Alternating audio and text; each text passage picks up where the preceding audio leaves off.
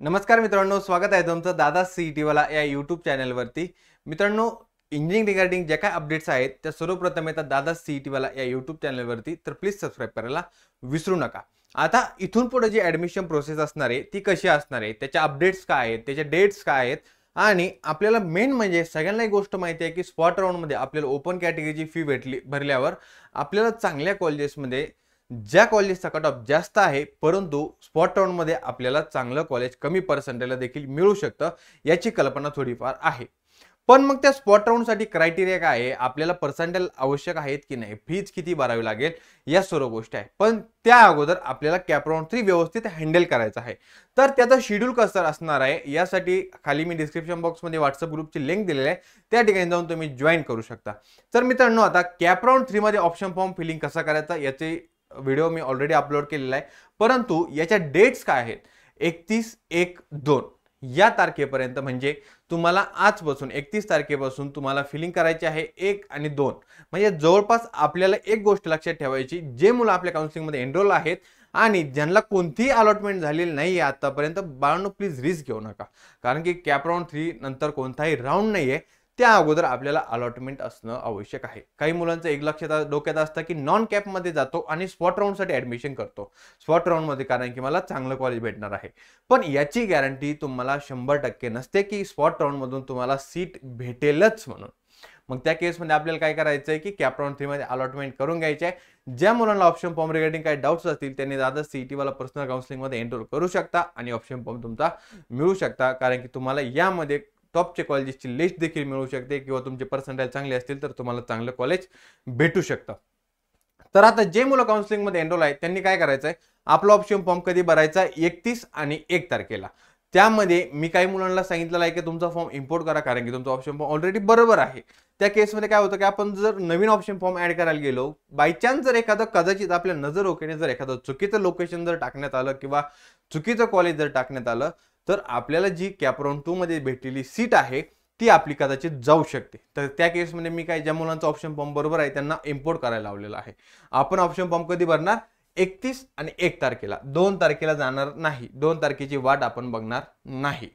मग आता त्यानंतर केअरफुली ऑप्शन्स म्हणजे काय, आपल्याला सपोज जर एखादं कॉलेज भेटलेलं आहे, जर तुम्हाला NMIT भेटलेलं आहे, NMIT तुम्हाला जर भेटलेलं आहे, तर याच्यावरचे कॉलेजेस आपण आपल्या कॅप राउंड 3 साठी अप्लाय करणार, ना की याच्या खाली जर तुम्हाला जे कॉलेजेस दिलेले आहेत ते आपण कॅप राउंड 3 साठी टाकणार नाही। त्या केसमध्ये आपण डायरेक्टली जे काय वरचे कॉलेजेस आहेत आपण काय करतोय, जे कॉलेज मला भेटलेलं आहे यापेक्षा जर चांगलं कॉलेज मला भेटत असेल तर ते मी घ्यायला तयार आहे।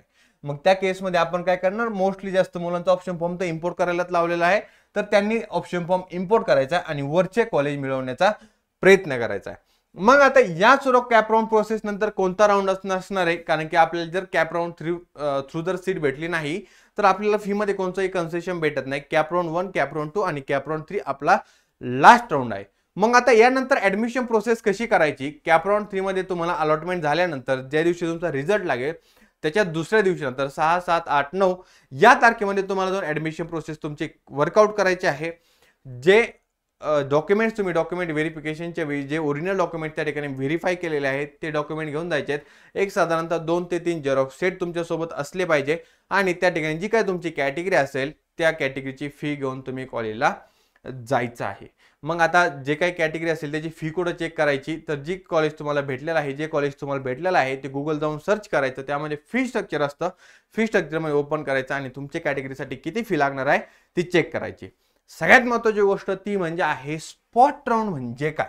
सगळ्यांना एकच प्रश्न पडलेला आहे की स्पॉट राउंड मधून मला चांगलं सीट कसं भेटू शकतं, त्यासाठी क्रायटेरिया काय आहे, या सर्व गोष्टींच्या तुम्हाला भरपूर साऱ्या अडचणी आहेत। तर ते मी थोडे शॉर्ट पद्धतीने सांगतो आणि एक सगळ्यात महत्त्वाचा कन्सर्न असा असतो की स्पॉट राउंड साठी क्रायटेरिया काय आहे, एलिजिबिलिटी काय आहे, आणि एक अफवा अशी पसरली जाते की ज्या मुलांना TFWS मधून सीट भेटलेली आहे, ज्या मुलांना TFWS मधून सीट भेटलेली आहे त्यांना स्पॉट राउंड साठी जाता येत नाही। तर असं काही नाहीये, हे पूर्णपणे रॉंग आहे। प्रत्येक मुलाला तुम्हाला कितीही पर्सेंटाइल असले, 0 पर्सेंटाइल असू द्या, कोणतीही सीट भेटू द्या, जनरल ओपनची भेटू द्या, SC ST कॅटेगरीची भेटू द्या, कोणतीही सीट भेटू द्या, TFWS भेटलेलं असेल तरी देखील तुम्हाला स्पॉट राउंड साठी जाता येतं। जर अशा काही जर तुम्हाला अडचणी आल्या, एखादं कॉलेज जर म्हणलं तुम्हाला जर TFWS म्हणून सीट भेटली आहे, तुम्हाला जर कॅप राऊंडसाठी स्पॉट राऊंडसाठी जाता येत नाही, तर तुम्ही दिलेल्या नंबरवरती कॉन्टॅक्ट करू शकता किंवा CET सेलकडे याची तक्रार तुम्ही करू शकता. आपण पुढील त्यावरती ऍक्शन घेऊ. या सर्व गोष्टी आहे. क्रायटेरिया तर काहीच नाही, पर्सेंटाईल तुम्हाला कोणतेही आवश्यक नाहीये. त्यानंतर पर्सेंटाईल झालं, क्रायटेरिया झालं, फी. तर जी कॅटेगरी आहे तर त्यामध्ये तुम्हाला कोणतेही कन्सेशन भेटत नाही. जे तुम्हाला कॅप राऊंड थ्रू मध्ये ऍडमिशन भेटल्यानंतर फी मध्ये कन्सेशन भेटतं. जर ओबीसी कॅटेगरी असेल तर ओबीसीची फी भरावी लागते, SC/ST असेल तर SC/ST ची फी भरावी लागते. परंतु ज्यावेळेस तुम्ही स्पॉट राऊंड मधून ऍडमिशन करता त्यावेळेस तुम्हाला ओपन कॅटेगरीची फी भरावी लागते. ही गोष्ट सगळ्यात महत्वाची आहे. दुसरी गोष्ट, कॅप राऊंड स्पॉट राऊंड साठी वॅकंट सीट कोणत्या कोणत्या कॉलेजमध्ये आहे दादा कसं करणार, त्यासाठी मी डिस्क्रिप्शन बॉक्समध्ये लिंक दिलेले व्हॉट्सअप ग्रुप जॉईन करा. त्या ठिकाणी मी तुम्हाला अपडेट देईल की कोणत्या कॉलेजेसमध्ये, आणि सीट मॅट्रिक्स देखील येतं कॅप राऊंड 3 झाल्यानंतर की किती जागा वॅकंट आहेत. त्या ठिकाणी तुम्ही स्पॉट राऊंड साठी अप्लाय करू शकता. स्पॉट राऊंड साठी लिंक कुठे येते तर CET सेल स्पेसिफिक असं काय स्पॉट राऊंड साठी काही करत नाही. जे कॉलेज तुम्हाला स्पॉट साठी अप्लाय करायचंय त्याच्या जी काय ऑफिशियल वेबसाईट असते त्यावरती स्पॉट राऊंडची लिंक येऊन जाते. त्या ठिकाणी जाऊन आपल्याला स्पॉट राऊंड साठी अप्लाय करायचं असतं. आता एक सोपी स्टेप सांगतो की स्पॉट राऊंड मध्ये आपल्याला CSIT कसं भेटू शकतं. तर सपोज एखाद्या जर मुलाला ENTC भेटलेलं असेल, जर त्याला कॅप राऊंड मध्ये ENTC भेटलेलं असेल कोणत्याही कॉलेजमध्ये, तर त्याने त्याच कॉलेजमध्ये जर CSIT, त्याला जर टेक मध्ये जास्त आवड असेल तर CSIT, AIML, AIDS याच ब्रांचेससाठी त्या ठिकाणी इन्क्वायरी करून बघायची. जर ते कॉलेज चांगलं असेल तर त्या ठिकाणी तुम्ही इन्क्वायरी करून बघा. जर त्या ठिकाणी तुम्हाला ENTC भेटलेलं असेल तर कदाचित जर वॅकंट सीट असतील तर तुम्हाला CSIT, AIML, AIDS या ब्रांचेस देखील देऊ शकता ते. हा सगळ्यात सोपा म्हणजे या प्रकारे तुम्ही जर गेल्यानंतर तुम्हाला सगळ्यात सोपी मेथड ही आहे की जास्त त्रास होणार नाही. दुसरी गोष्ट अशी असते की आपण स्पॉटसाठी वेगवेगळ्या ठिकाणी अप्लाय करू शकतो. असं नाही की तुम्ही फक्त एकाच लिमिटेड ठिकाणी अप्लाय करू शकता स्पॉटसाठी, असं नाहीये. सपोज तुम्ही जे काही पुण्यातील इन्स्टिट्यूट असतील बऱ्याच ठिकाणी तुम्ही स्पॉटसाठी अप्लाय करू शकता. VIT मध्ये करू शकता, PICT मध्ये करू शकता, CUP मध्ये करू शकता. असं नाही की त्याच ठिकाणी तुम्ही एकाच ठिकाणी लिमिटेड कॉलेजसाठी अप्लाय करू शकता. दुसरी गोष्ट अशी असते की स्पॉट मध्ये तुम्ही मॅन्युअली उपस्थित असला पाहिजे. म्हणजे असं नाही की तुम्ही ऑनलाईन रजिस्ट्रेशन केलं म्हणजे तुम्हाला स्पॉट मध्ये ऍडमिशन भेटून जाईल, असं नाही. त्यानंतर एक सगळ्यात महत्त्वाची गोष्ट अशी काळजी घ्यायची आहे की तुम्ही नॉन कॅपचा विचार करतात की डायरेक्टली तुम्हाला ऍडमिशन भेटून जाणार. तसं नसतं. कॅप राऊंड 3 मध्ये तुम्हाला अलॉटमेंट तुमचं सिक्युअर करून घ्यायचं आहे. तुम्हाला जे कॅप राऊंड 3 मध्ये कॉलेज भेटलेलं आहे त्या ठिकाणी तुम्हाला ऍडमिशन प्रोसेस तुमची करायचीच आहे.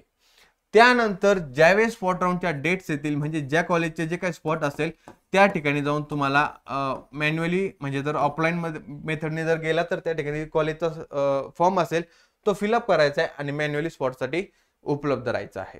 मग त्या केसमध्ये तुम्ही जे काही आपले आईवडील असतील, पॅरेंट्स असतील ते वेगवेगळ्या ठिकाणी थांबू शकता आणि त्यांच्याकडे जे काही डॉक्युमेंट्स होते तुमचे जे काही तुम्ही कॉलेजमध्ये जमा केलेले आहेत त्याचा एक झेरॉक्स कॉपीचा सेट प्रत्येकाकडे असले पाहिजे.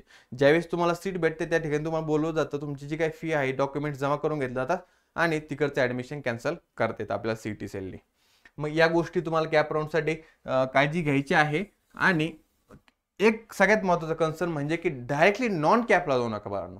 कॅप राऊंड 3 मध्ये अलॉटमेंट सिक्युअर करा. त्याच नंतर स्पॉट राऊंडला भेटलं तर ठीक आहे, चांगलीच गोष्ट आहे. त्यानंतर स्पॉट राऊंडसाठी जायचंय, अलॉटमेंट सिक्युअर करायची, त्यानंतर स्पॉट राऊंडसाठी जायचंय. फी सांगितली आहे की तुम्हाला ओपनची फी भरावी लागणार आहे. पर्सेंटाईल असा काही क्रायटेरिया नाही, कोणत्याही गोष्टीचा स्पॉट राऊंडसाठी क्रायटेरिया नसतो. तुम्ही डायरेक्टली जर तुम्हाला सीट भेटत असेल तर त्या ठिकाणी तुम्ही ऍडमिशन करू शकता. Thank you so much. जर येणारे जे काही अपडेट्स असतील ते सर्वप्रथम दादा CET वाला या YouTube चॅनलवरती प्लीज सबस्क्राईब करायला विसरू नका. थँक्यू.